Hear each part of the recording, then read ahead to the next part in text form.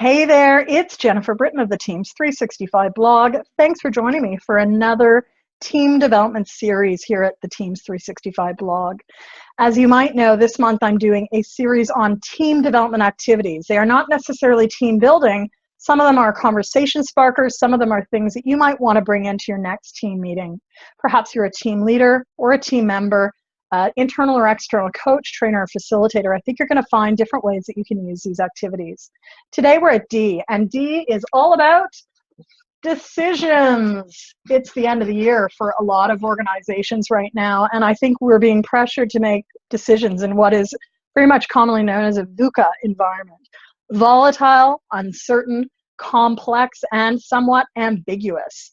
So decisions are probably on your plate. I know in my former world of work, decisions were an everyday thing.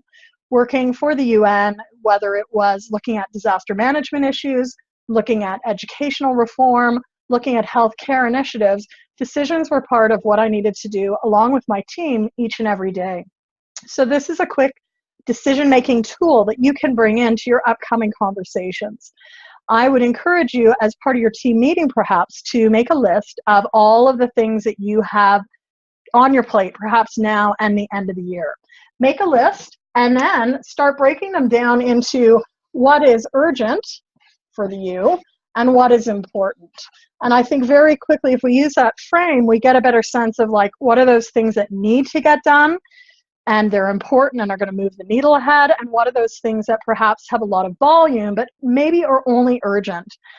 Make a list as a team what you see as urgent and important, and you may come up with things under the urgent category. Maybe there's some reporting, maybe there's some budgeting, of course. Maybe on the I side there's some stakeholder relationship issues that you want to deal with or you want to approach. And also, under the I, it's looking at things perhaps like team development. Team development, unfortunately, is one of the things that often gets pushed to the side. So we have a couple of those items on our list. Probably you have a half a dozen or more. That's usually where the challenge is. Where do we put our time? Where do we put our resources? What needs the focus? So it's great to come up with a laundry list like this, and that's where we often find that teams get stuck. So there's a couple of ways now to wean down this list, which in fact might be the whole length of the page. You can do a couple of things. One, you may want to take a timeline orientation. What is short term, what's medium term, and what's long term? Perhaps there are some things that you can fit in the short term in the next month, some activities in the medium term, and then some things you can do in the long term. Another way to start breaking this down is also just to start doing it in a 1, 2, 3.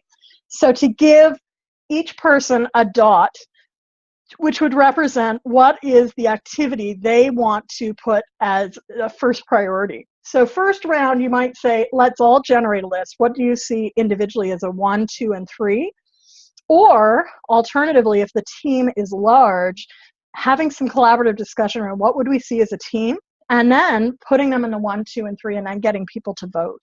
So again, maybe a red marker represents the number 1, maybe a green marker is number 2 priority, and the blue marker is number 3. That would represent 3 colored dots. So looking at decisions, you're going to want to make sure that you're clear on what are the decisions we've agreed to, who needs to execute these, and what resources do they need. It may also mean that there's some shifting in the urgent and important, and that might require some negotiation. It may also mean that you do some things, you dump some things, you defer other things into the new year, and you delegate other things. So lots to think about here. Again, if you're interested in more resources, do check us out at potentialsrealized.com, the Teams365 blog. The intent this month is to give you some tools and resources you can be applying right away in your next team meeting. You don't need to wait for an offsite. You don't need to wait for someone else to do this. You as a team leader and team can facilitate the conversation yourselves. Certainly in my former world of work, we didn't have the luxury of budget. We weren't able to bring in an external facilitator, which is what I do now. And so as a team leader, I was tasked with helping my team explore tools, identify tools so that we could make these decisions very quickly.